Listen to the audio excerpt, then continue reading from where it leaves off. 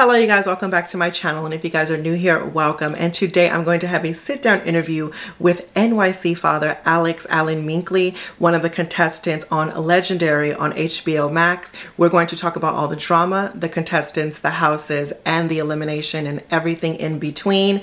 Also be on the lookout for future interviews that I'm going to do with contestants that are on this season, and I'm actually going to leave a link right up at the top corner so you guys can check out of last year's winner, House of Miyake Mugler. And I also have a playlist of all my interviews, so make sure you guys go check out my playlist. And if you guys want to watch the full episode as well as watch my full reactions to this season, I'm going to list my Patreon down in the description box below, so make sure you guys go check that out, as well as my website, so you guys can support me and my channel some more and purchase some lovely merch right here. And so you can represent your legendary selves. And you guys, please give this video a thumbs up, because a thumbs up goes a very long way, you guys. And without further ado, I present to you NYC father Alex Alan Minkley.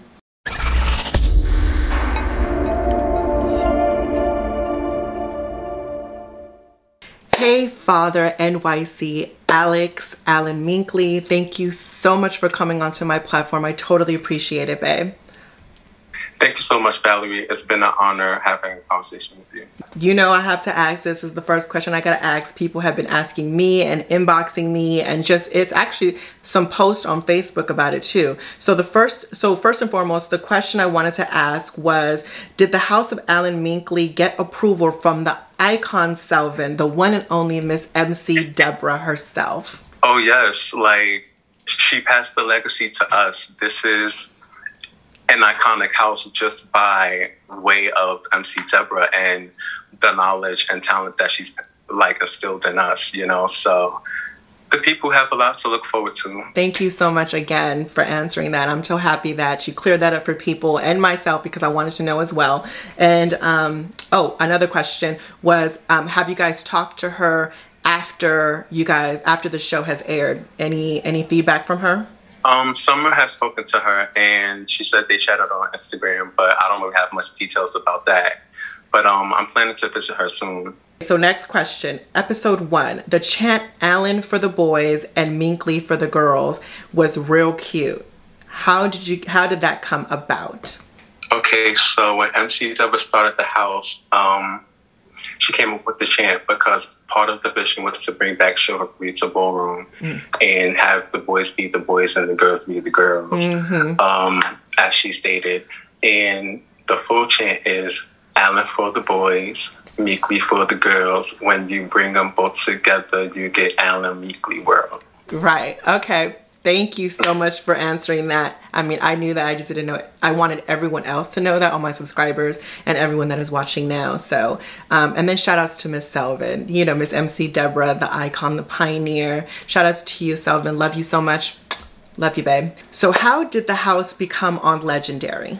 So everyone collectively signed up when we knew that the audition time had arrived, and particular people were chosen.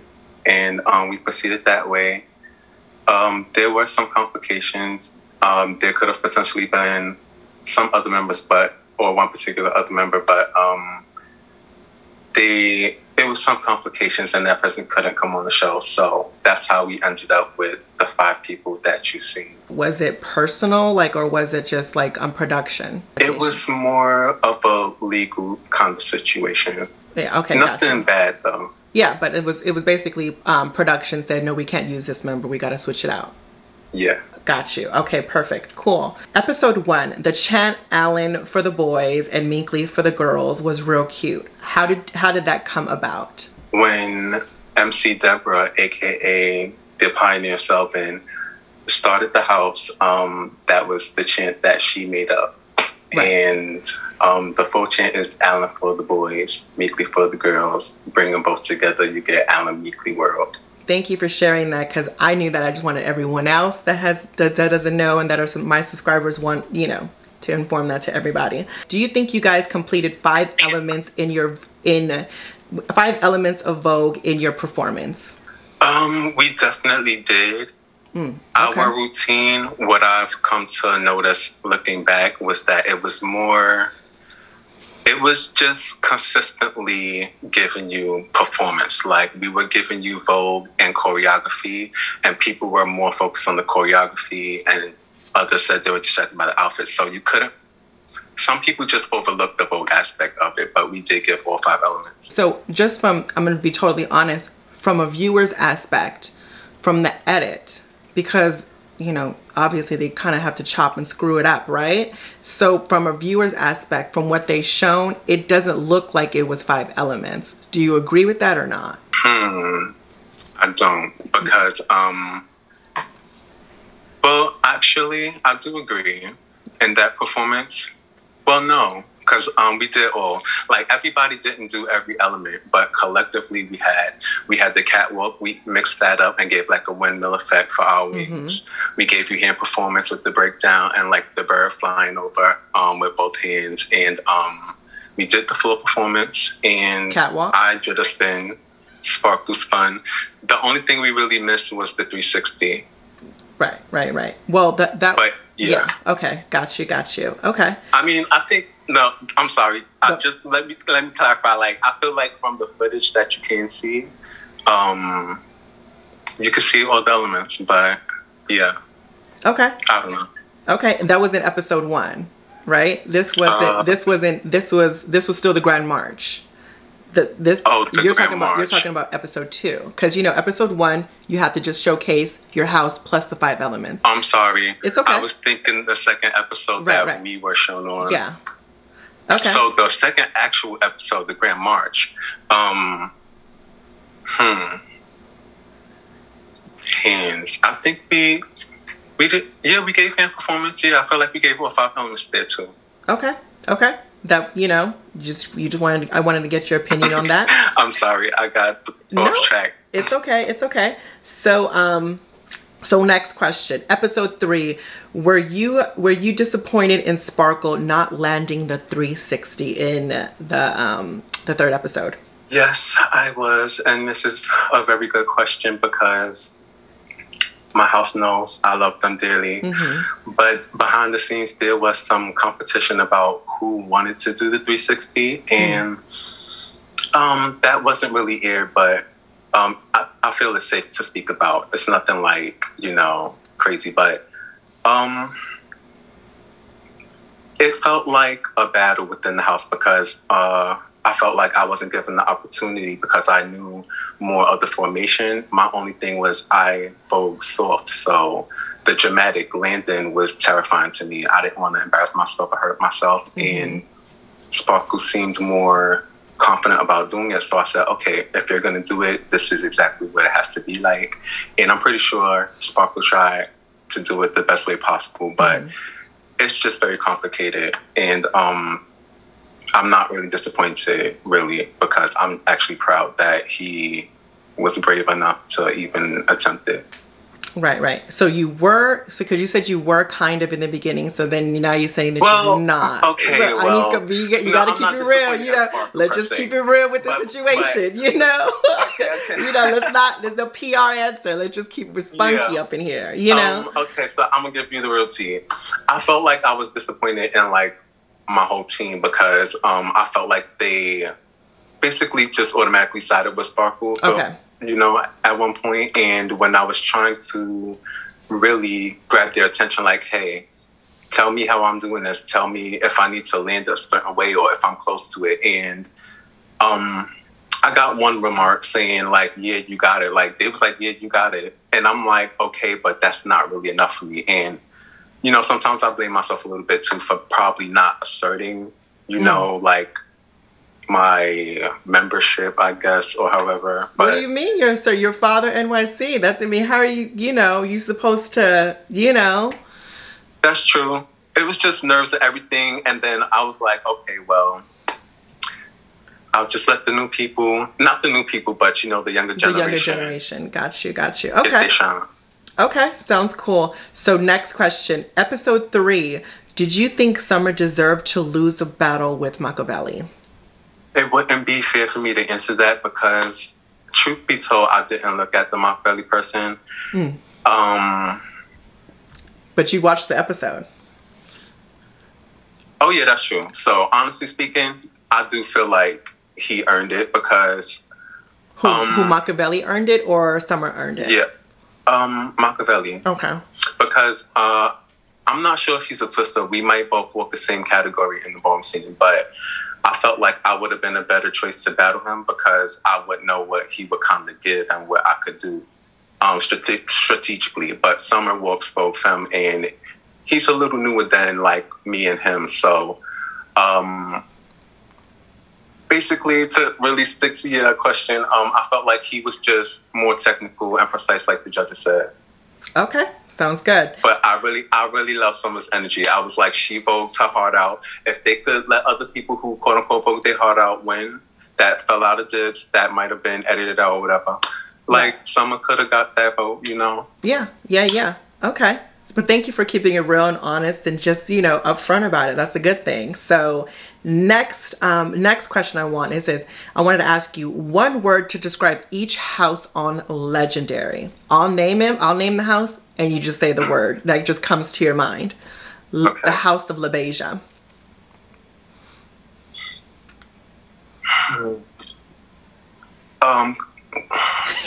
Be honest. I don't know. Be honest. We come back to them. First thing that comes to your mind. Okay, the first thing that comes to my mind when I hear LaBeija, I'm just LaBeija on Legendary. Unorganized. Perfect. No, perfect. Good. Next one. The House of Alpha Omega. Stern. Okay. The House of Revlon. Bushi. Okay. The House of Machiavelli. Q. Okay. The House of Yohji Yamamoto. I think they bad. Perfect. The House of Demure Versailles.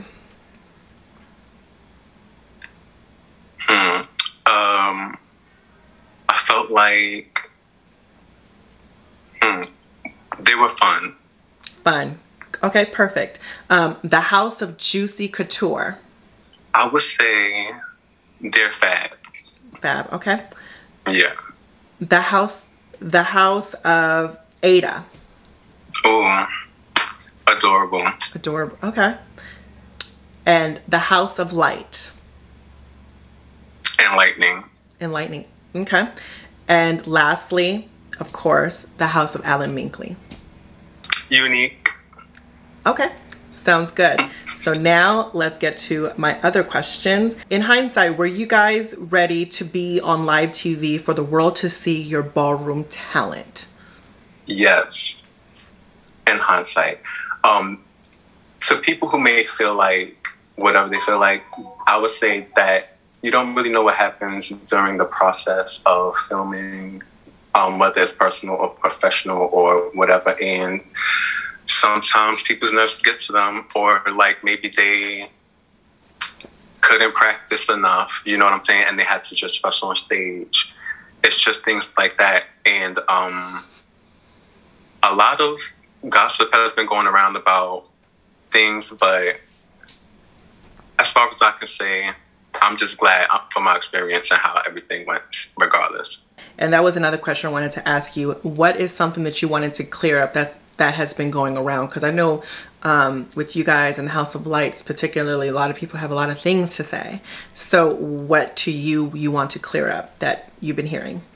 Mainly from the House of Alan Minkley, from what I've been hearing, nobody has really said anything bad about the members except that, like,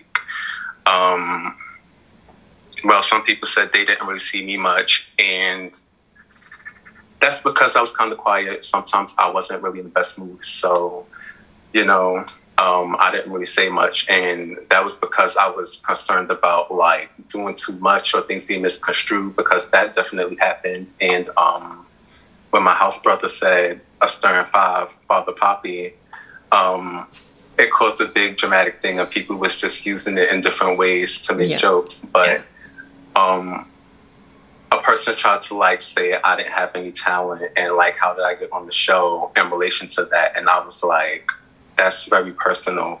You know, like, obviously, I did what I had to do. And to be technical, this is for everybody. If Keke Palmer didn't use her gag flag, Alan Meekley most likely would not have been in the bottom, because there were two other houses who, you know, had lower scores. But once that happened, that's when the real drama began for us, because, you know, it ended how it did. But I'm still happy for everyone, and I'm pretty sure the rest of the season is going to be amazing, you know. With just piggybacking off of all that you said right now, is I want to tell you, and as far as other people that are going to be on Legendary and that has been on Legendary, whatever the outcome that has came on the show, don't take it as a grain of salt. You know, water off a duck's back. You know, like, it's not that serious. You only seeing edits of what you guys were going through on the show, right? It's only glimpses and little snippets of little things that they see. So you know, your ballroom career isn't defined by just this show. The next question is, what advice would you give to other houses if they were to be a season 4? I would say for season 4, if you're planning to go on the show or you even get chosen, follow the rules, because it's not that hard and it's for your best interest. Like, if there's certain guidelines, such as COVID guidelines, make sure you follow that, because you might get disqualified. Don't think that somebody's just leaving to go do whatever, or, like, you know, whatever. Like, just follow the rules. And listen to your house members. Make sure you hear everybody out, because every form of advice is important, and every experience and knowledge that is contributed could really make a difference. But when your ego gets in the way, then everything becomes chaotic sometimes. Like, I was even guilty of that at times. I felt like I was absolutely right about certain things. Then I look back like, hey, I was actually not understanding them, and I'm thinking they don't understand me. So it's like a communication thing too that you have to work on. How do you feel about Poppy being the father of Alan Meekley on the show? Well, I love him down, and I support it, but I really do feel like I should have been the father of the house on the show, because I'm not really, like, gonna compare myself to anybody else, but I would say that I have a lot of valuable ballroom experience that if my ideas were given priority, like the house parents were, you know, after they bring it to the members and say, this is what we could do or should do, things could have been, you know, a little more favorable. Like, we probably would not have been doing straight dancing. We would have been more theatrical, like what they wanted, because we were so busy trying to impress them with Vogue that we didn't really think about what TV wants, you know. So what did you think about the judges, and do you like that Keke Palmer replaced Megan Thee Stallion? I think Keke Palmer is very accurate with some of her critiques. I just felt like she might feel a little pressure to give a certain image and not be judged as a judge. And my house feels like that the gag flag was a little premature, and that's really why we were sent home. We didn't really get to express ourselves on the show like we wanted to. But I like her energy. I think she's a beautiful woman. She does make the show very interesting. So yeah, I like both of them on it, but they bring a different flavor. Okay. Keke Palmer she seems like she'll be more ballroom though. I wanted to ask you, for people that are on Legendary, producers, execs, and people that behind the scenes of Legendary, and when they watch this interview, what advice would you give to the people that are working on Legendary to make the season better? I would say, when you're picking the people, stick to what you believe in. Just like you want the talent to stick to what they believe in, because there were other outside influences that are not a part of production that allegedly made phone calls to production to say, hey, I don't want this person on the show, or hey, I don't want this person doing that. And one person actually admitted it in their Facebook Live like 2 days ago or something. But I'm just like, that's weird. And then how you gonna talk about the person for talking about what you did? Like, but as a leader, I could understand that too sometimes. That's why, it's really tricky sometimes. I just want you to tell me, I'm all about putting stuff in the atmosphere and just, bringing stuff into your life. Please tell everyone what you or your house have going on, such as projects, events, or balls in the future, and what do you want to bring into your life later? I'm trying to focus on like my music and entertainment career. Okay. I do sing and make music. I have a SoundCloud. It's soundcloud.com/Alex Music Station. But yeah, I like to do a lot of things. I'm trying to learn how to sew so I could really make my own effects now. So it's a lot that we're working on.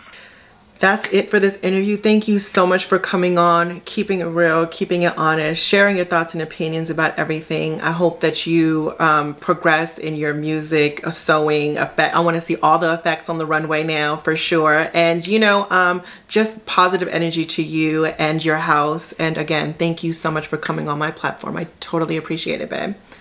Thank you so much. Okay. Bye, honey. Bye.